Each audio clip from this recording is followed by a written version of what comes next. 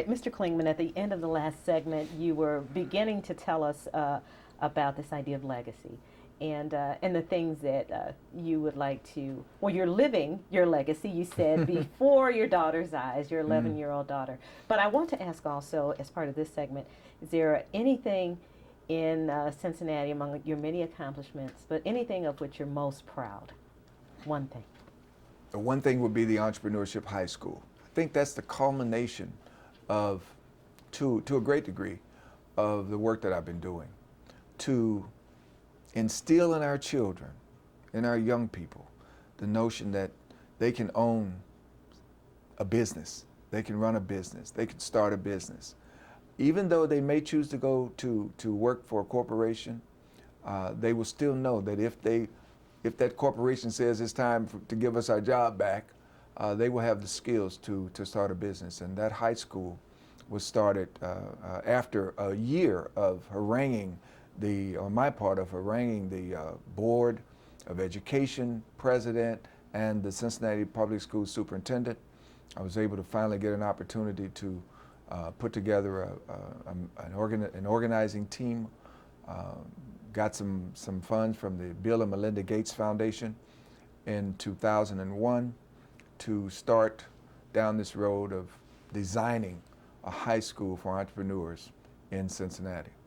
And I would think that among all the things that I've been involved with, that would be my proudest moment, to have accomplished that and to be there the first day when the students came in not knowing what to expect. Some couldn't even spell entrepreneurship.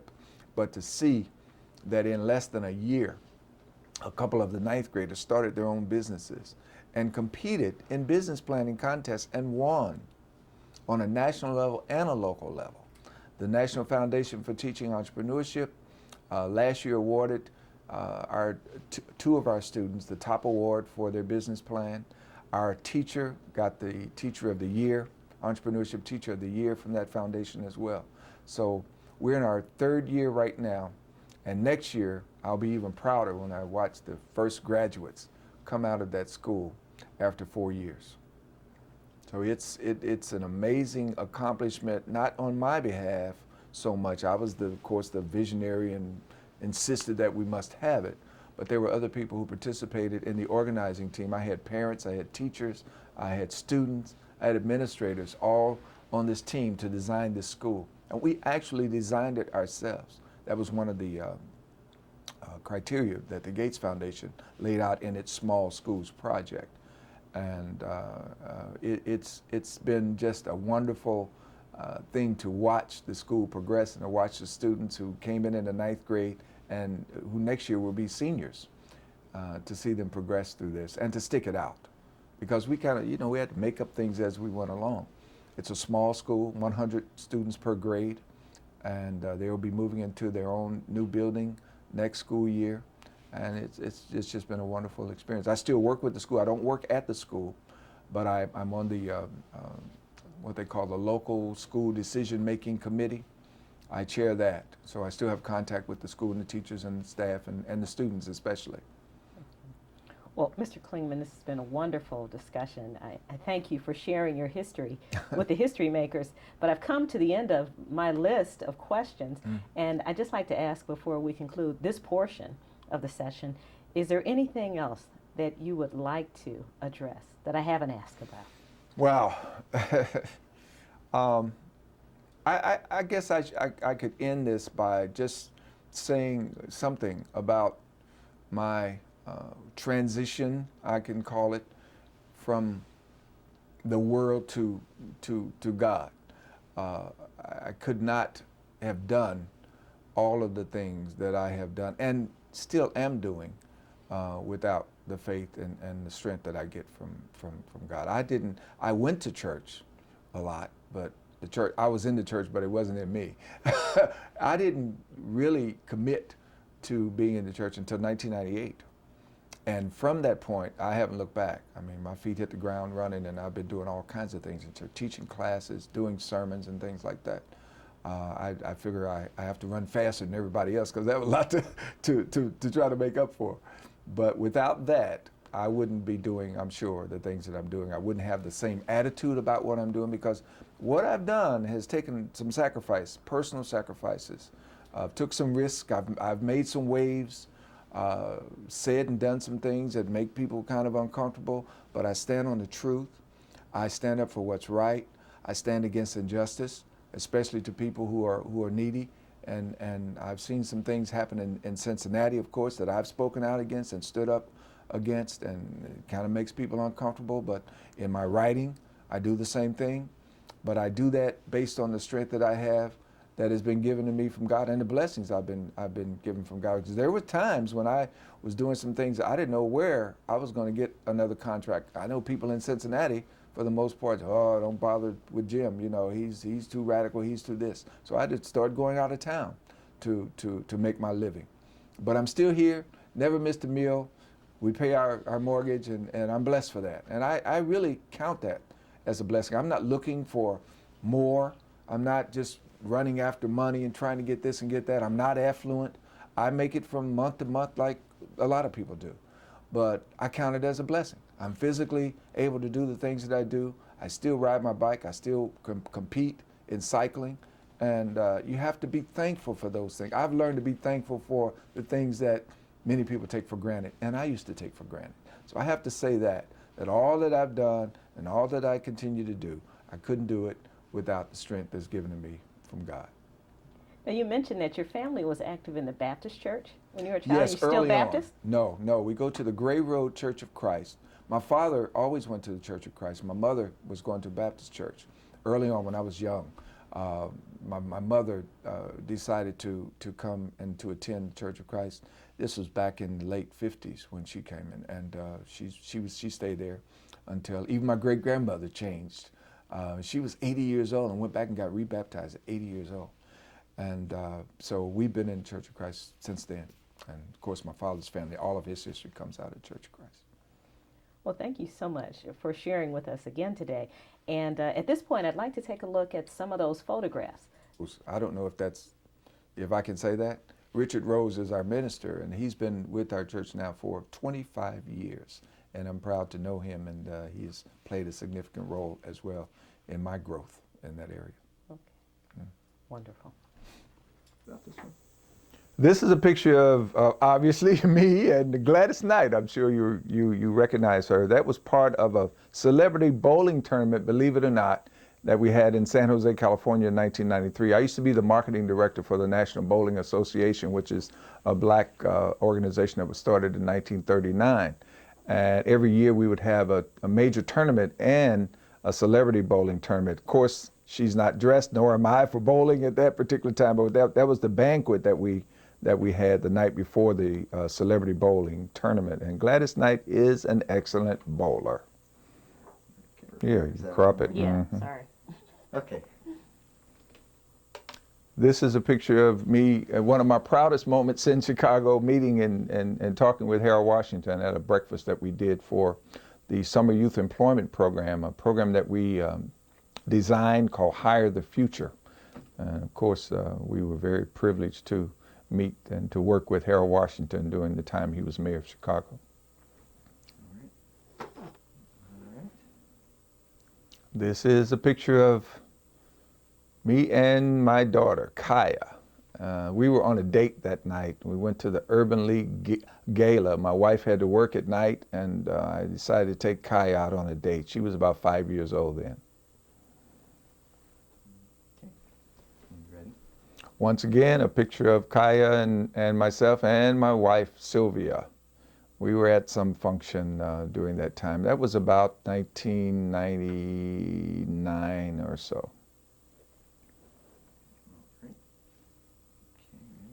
This is a picture of my mother and father, James and Verlene Clingman. That picture was taken probably around 1946 or so. Oh. Ready now. This is a picture of my father and me. I'm the little one. That was taken probably in around 1951 or so. We were in North Carolina at my father's sister's house. Okay, and straight above that. And then when my daughter was about 2 or 3 years old, I decided to take her to that very same spot where my father and I stood and to take a picture of her and me. And that's the picture, and I cherish that picture as well because my father and I stood in the same spot. Okay.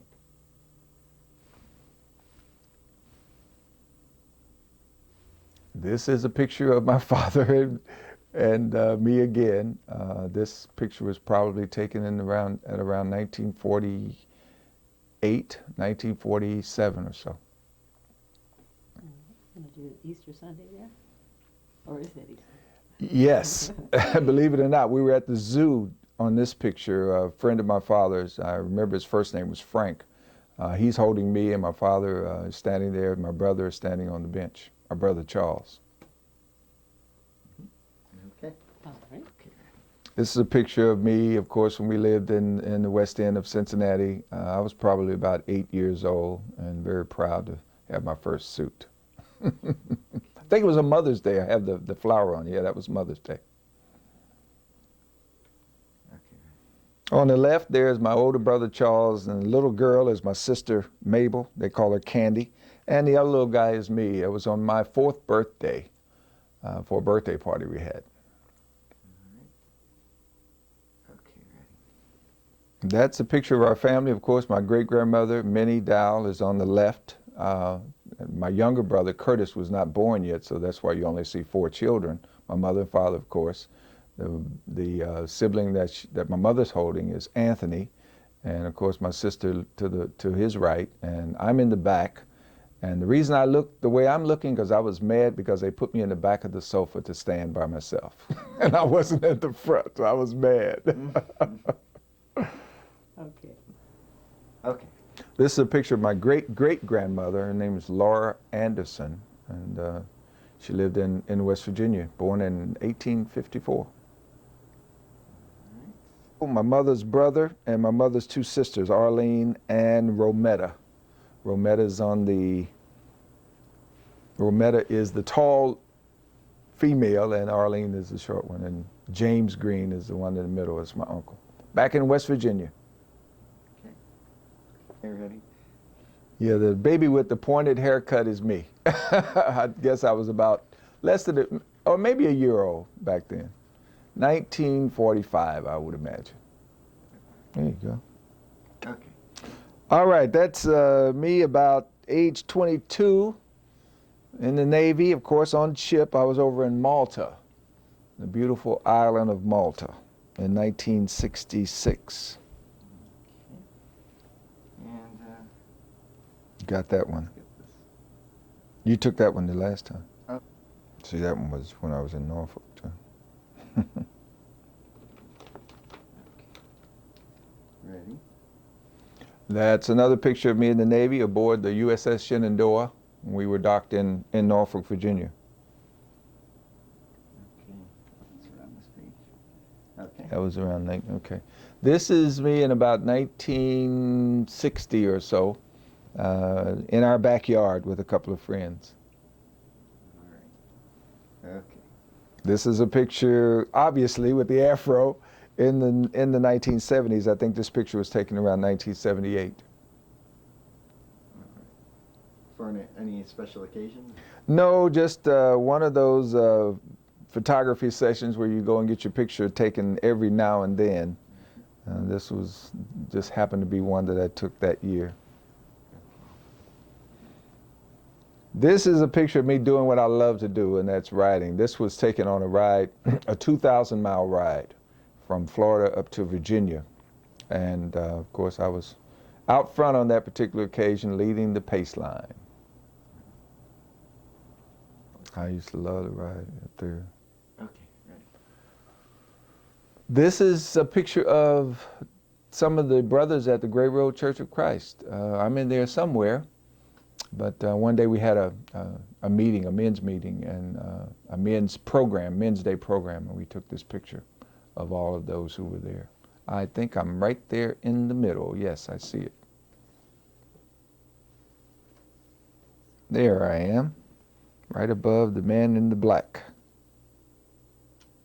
That's our minister right up in the middle too, right up over the lectern. All right. Okay. This is a picture of me at Paisley High School in Winston-Salem, North Carolina when I was a junior. The Cool Papa came from my emceeing the talent show, and they gave me this nickname, Cool Papa Clingman. 1962, I'm sorry. Okay. This is a picture of a singing group that I started when I was in high school at Paisley called the Diablos. Went on to be named the Untouchables, I think, but the person in the middle, Clarence Walker, went on to continue to sing with the Coasters and the Drifters. We were in our heyday then. That was taken in, again in 1962. Sure. The one on the left is Luther Walker. He's deceased. I'm right next to him. Clarence Walker is Luther's brother. And the one next to Clarence is William Scott, and he lives in Winston-Salem now. And the one on the far end is Frank Thomas. He was our bass singer. He still lives in Winston-Salem as well. Not that old, though. I think he took that, 99. This is a picture of me, obviously, on the cover of African American magazine. I did an article in a newspaper, and a man who publishes this magazine saw it in Grand Rapids, Michigan, and he came down to interview me here in Cincinnati after having read that article. And he said, "I'm going to put you on the cover of my magazine." And little did I know, he was true to his word. Okay, ready. Oh, this is a picture of, I can't think of his name, but he was the top, he won the top honors in grades, and I was second, and we got to marshal. We were marshals for our graduating class. That's why we have on red robes instead of black robes. And that's why he got to carry the flag. He seems very happy to be carrying the flag. Okay. This is a picture of 4 members of the 5 members of the organizing group that worked on putting the legal structure together for the African American Chamber of Commerce in 1996. That's me on the left, and Loretta Allen sitting down, Stephen Reese standing there, and Winona Johnson, who was our accountant, our CPA at that time. And there was another member, Craig Edwards, who's deceased now. He's not in the, obviously not in the photo. Well, we all know who that lady is on the right there, Susan Taylor, my wife Sylvia, and myself. We took that in 1995 at a Black Expo that I was a part of managing here in Cincinnati. This is a picture of our wedding. Sylvia and I got married in Negril, Jamaica, and we had 2 friends. We made 2 new friends there, and they stood with us when we got married. I'm trying to think of, is it Dothan? And can't think of the lady's name. That's a shame because we were real close. Debbie Rowe, that's her name. Yeah, we were right there on the beach in Negril, Jamaica. Okay. Step into the bottom one. Okay. This is a picture of me at the Million Man March. We were just leaving. Not leaving, I don't think, but because it was too early, but I was there. I was there. And it's another picture. We're walking through the crowd. All right. Of course, on the cover is the